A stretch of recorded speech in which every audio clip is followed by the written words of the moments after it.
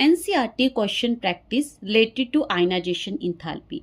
Question first. The first ionization enthalpy of sodium, magnesium, aluminium and silicon are in the order.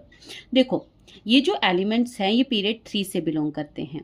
Periodic table में period में left to right ionisation enthalpy increase करती है. तो होना क्या चाहिए, sodium की सबसे कम होनी चाहिए और सिलिकॉन की सबसे ज़्यादा होनी चाहिए. बट याद रखना है आयनाइजेशन एंथैल्पी में ऐसी इलेक्ट्रॉनिक कन्फिग्रेशन जो एग्जैक्टली हाफ या फुली फिल्ड होती हैं उनकी एक्स्ट्रा स्टेबिलिटी होती है. तो अगर वहाँ से हमें इलेक्ट्रॉन रिमूव करना है तो हमें ज़्यादा एनर्जी लगानी पड़ेगी. तो आयनाइजेशन एंथैल्पी भी क्या होगी, ज़्यादा. इन केस ऑफ मैग्नीशियम इसकी electronic configuration exactly fully filled होती है तो इसकी स्टेबिलिटी भी ज़्यादा होगी और आयनाइजेशन एंथैल्पी भी ज़्यादा होगी एल्यूमिनियम से. तो करेक्ट आंसर होगा ए ऑप्शन. Question second.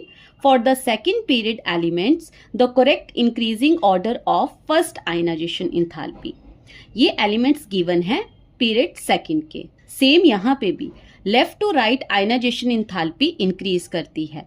मतलब लिथियम की सबसे कम और फ्लोरीन की सबसे ज़्यादा होनी चाहिए. बट यहाँ पे भी दो एक्सेप्शन याद रखनी है.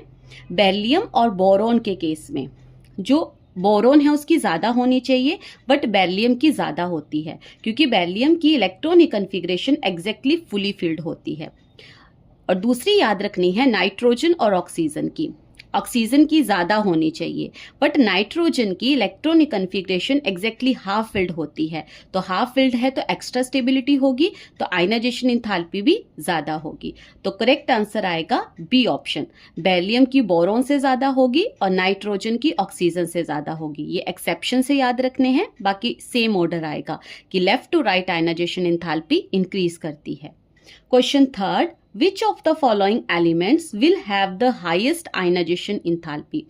अगर आपको इलेक्ट्रॉनिक कन्फिग्रेशन से पूछा जाता है कि आयनाइजेशन एंथैल्पी किसकी सबसे ज़्यादा होगी तो सबसे पहले चेक करना है ऐसी इलेक्ट्रॉनिक कन्फिग्रेशन जो एग्जैक्टली हाफ या फुली फिल्ड होगी, उसकी स्टेबिलिटी ज़्यादा होगी तो वहाँ पे आयनाइजेशन एंथैल्पी भी सबसे ज़्यादा होगी.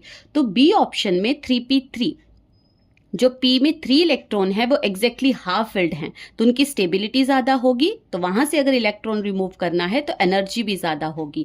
तो आयनाइजेशन एंथैल्पी सबसे ज़्यादा होगी बी ऑप्शन में.